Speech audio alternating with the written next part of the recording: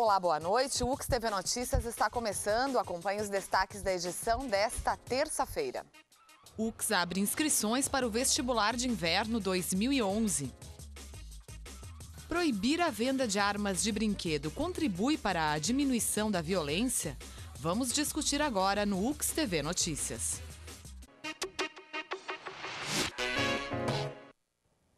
Depois do assassinato de estudantes na escola de Realengo, no Rio de Janeiro, o governo federal lançou mais uma campanha nacional de desarmamento. Com o slogan "Tire uma arma do futuro do Brasil", a campanha pretende mobilizar a sociedade brasileira para retirar de circulação o maior número de armas de fogo e contribuir para a redução dos índices de violência. Diego procura e não consegue se decidir sobre qual brinquedo vai levar. O menino, de 8 anos, gosta mesmo de brincar de carrinho. Carrinho, carreta, tipo que nem aquela ali, ou de caminhãozinho que eu mais brinco. São os que você mais gosta? E aqueles brinquedos de espada, arma? Não. Não gosta? Por quê? Porque, assim, se incentiva muito a violência, assim. Ainda bem que Diego não gosta, porque de acordo com o projeto de lei do vereador Gustavo Toigo, está proibida a comercialização de brinquedos que reproduzam armas de fogo. O parlamentar justifica o motivo da proibição. Nós entendemos que muitos desses produtos hoje se parecem com a arma de verdade, tem um poder intimidatório grande, podendo ocorrer, a gente tem experiências, a gente não quer que isso aconteça mais, alguns roubos, assalto a comércio, assalto a pedestres, sem falar em que essas imitações de arma de brinquedo, elas podem influenciar muito no comportamento agressivo das crianças, o que a gente quer evitar. Nós estamos em Caxias do Sul numa política de propalar a paz. O vereador se baseou no Estatuto do Desarmamento de 2003, que restringe o comércio de réplicas de armas de fogo, mas não especifica a penalidade. O projeto prevê ainda uma multa de mais de R$2.000 para o estabelecimento que descumprir a lei e ainda o cancelamento do alvará de funcionamento. Nesta loja de brinquedos, apenas as pistolas de dardos e de água estão à venda. Como pais, a gente realmente se preocupa, né, com a formação das crianças, com o que as crianças estão aprendendo e com a forma com que as crianças veem esses produtos, né? Mas como os nossos produtos eles realmente são voltados para o infantil, sempre trabalhando somente dardos ou pistolas de água, então nada que realmente influencie a maldade no ser humano, nós acreditamos que não é prejudicial. Roberto tem 2 filhos e não vê fundamento neste tipo de proibição. Mas como pai, considera primordial estar presente nas brincadeiras com os filhos. Hoje meu filho está com 2 anos, agora está desenvolvendo bem a coordenação motora. Ele brinca com os brinquedos que eram meus. Tenho muito orgulho disso. Eu guardei meus bonequinhos que eu tinha até hoje e ele hoje brinca com esses brinquedos. Brinquedos do Guerra nas Estrelas, Comandos em Ação, todos eles têm as arminhas e tal, e ele brinca de uma forma muito saudável. E eu acompanho e brinco com ele e procuro explicar. Então, assim, a questão não é tu tirar a arma da criança, a arma de brinquedo, óbvio, né, de brinquedo, mas é tu fazer a criança entender que é uma brincadeira e que na vida real as coisas são diferentes. A criança é inteligente e a criança consegue aprender. Então eu acho que essa solução de todas tende a ser a mais fraca, a que vai menos resolver o problema. Pois é, interessante a colocação do Roberto e eu recebo agora aqui no estúdio a professora de Direito Penal da UX, Gisele Mendes Pereira, para justamente discutirmos, debatermos este assunto que sempre gera uma determinada polêmica, não é, professora? Sim. E como o entrevistado falou em relação às armas de brinquedo, na verdade, se nós formos pensar no que incita a violência hoje em dia, no que está ao alcance das crianças, é muito mais amplo. Exatamente. Na sua opinião, proibir a arma de brinquedo contribui para diminuir a violência ou incitar atos violentos? Olha, eu vejo sobre 2 aspectos. A arma de brinquedo, como eu trabalho na área criminal, né, eu leciono direito penal, processual penal e eu sou advogada nessa área. A arma de brinquedo ela é cotidianamente utilizada em roubos, em assaltos, em todas as cidades do mundo inteiro. Porque na hora de um assalto você não vai questionar, você não vai nem olhar direito para essa arma, né? Então você simplesmente passa a carteira, sim, leva a carteira.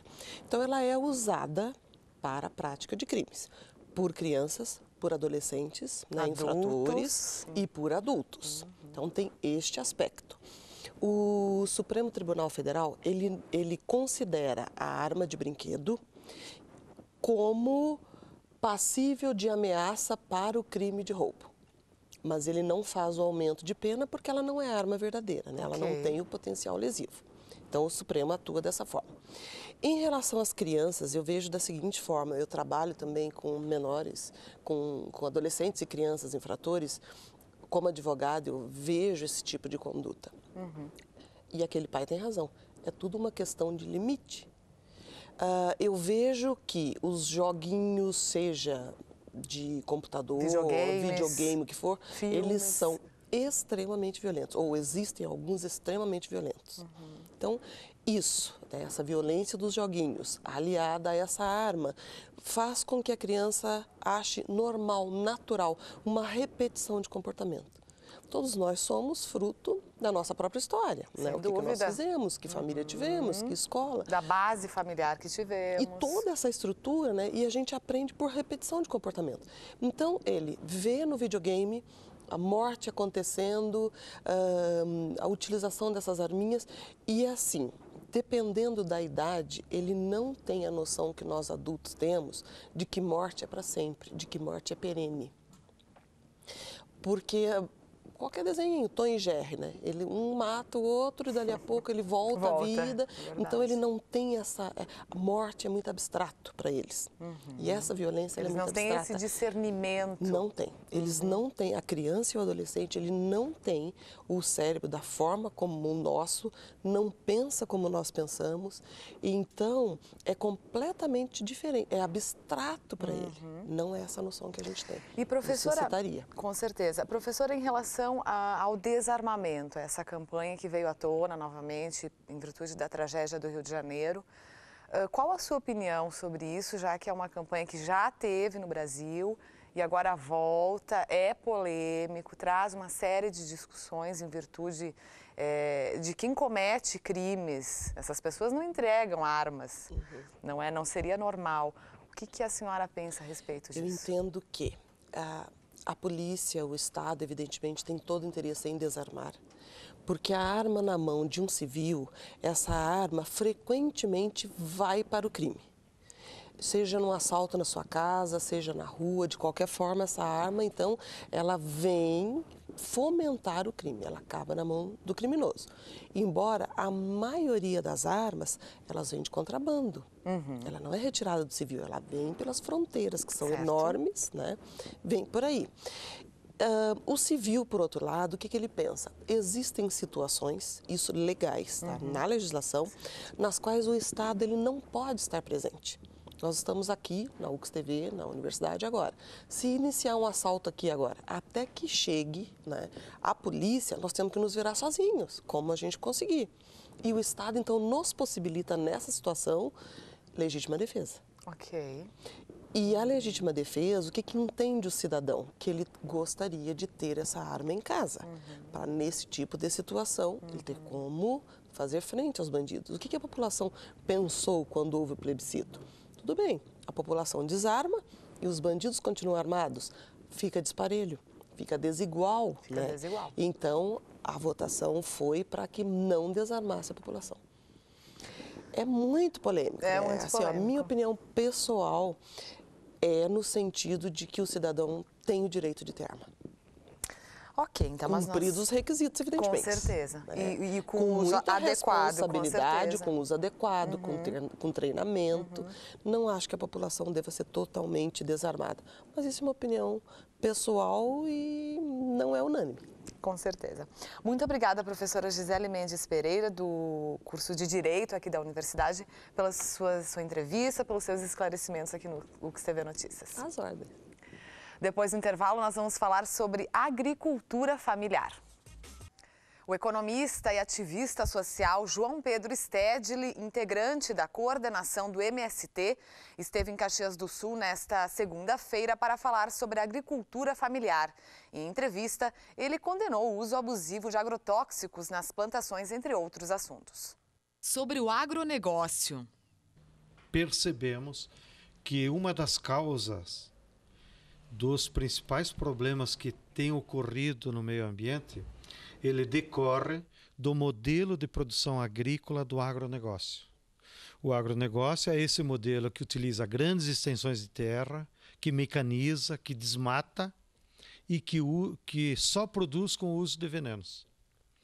Então, isso gera uma agressão ao meio ambiente que desequilibra a natureza.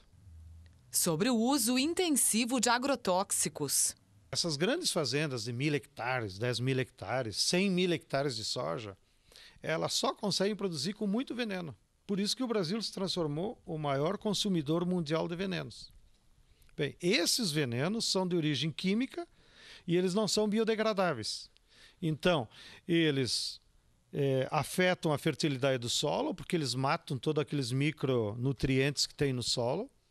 E por isso a agricultura daí fica mais dependente de adubo químico no próximo ano. Ele vai para o lençol freático e contamina as águas, né? Ou vai para o ar e contamina o ar, né? Porque quando eles passam, por exemplo, o secante para a soja já está madura.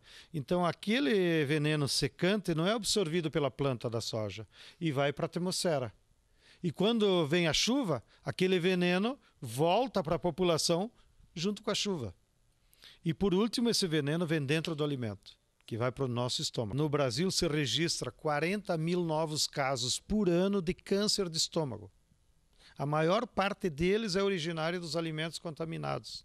Sobre agricultura familiar. Todos os cientistas e nós dos movimentos sociais defendemos, e os ambientalistas também, que a alternativa para o agronegócio é a agricultura familiar.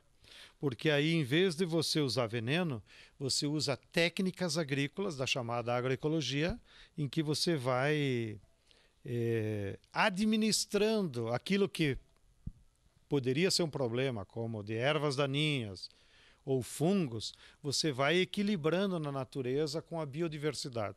Mas para isso precisa muita mão de obra, que a agricultura familiar tem. Mas a agronegócio não tem mão de obra, porque eles expulsam a mão de obra do campo. Eles preferem botar máquina e veneno. Sobre alimentos orgânicos. O custo de produção, de produzir com um método de agroecologia, às vezes até é mais barato do que o método tradicional do uso de venenos. O que a população tem a ideia de que orgânico é mais caro? Por quê? Porque hoje no Brasil o que está acontecendo? Só uma parte da população tem consciência de consumir alimentos orgânicos. E os supermercados descobriram esse nicho. Então, não é que é mais caro você produzir na agricultura, mas o supermercado, como é intermediário, ele se aproveita de que tem uma classe média que tem renda e ele aumenta o preço. Ele vende mais caro para se aproveitar dessa disposição da demanda que existe entre a classe média. Conscientização ambiental. Para a população brigar no supermercado, exigir que tenha no rótulo, por exemplo, o Código do Consumidor obriga que o supermercado bote lá o que tem de veneno, o que é transgênico, mas eles não respeitam. A população não sabe se a batata que ela está comprando a granel tem veneno ou não. Mas no Código do Consumidor obriga a dizer aquela batata foi produzida onde e quanto de veneno tem. Né? Mas eles não botam. E quem que vai fazer que o supermercado faça isso? Se a população tiver consciência disso. Então, brigar com o gerente do supermercado. E não comprar esses produtos que ela não consegue identificar. A mesma coisa o azeite, que todo mundo tem que comprar, né? Que é um produto do dia a dia. O óleo de soja, o óleo de girassol. É obrigado a botar no rótulo se é transgênico e se tem veneno. Como ninguém cobra do supermercado, o supermercado também não dá bola. Agora, se a população começar a cobrar, o supermercado vai cobrar do fabricante. E aí vai se gerar uma corrente, né, que vai obrigar as indústrias a respeitar a lei, que a lei do Código do Consumidor é avançada para os padrões que nós temos na sociedade. O tempo não deve mudar até o próximo final de semana. Veja como ficam as temperaturas em algumas cidades da região.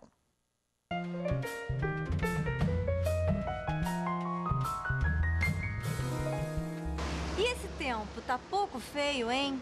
e ele vai ficar por aqui pelo menos até o fim de semana. A tendência do tempo para amanhã aqui na Serra é de chuva, tempo encoberto e formação de nevoeiro, principalmente ao amanhecer.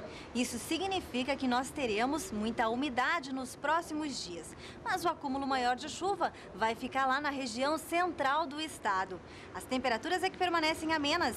A mínima em Caxias amanhã deve ser de 12 e a máxima em Bento Gonçalves deve chegar a 23. O UX TV Notícias volta depois do intervalo com informações sobre o vestibular de inverno da UX. A UX está com inscrições abertas para o vestibular de inverno 2011.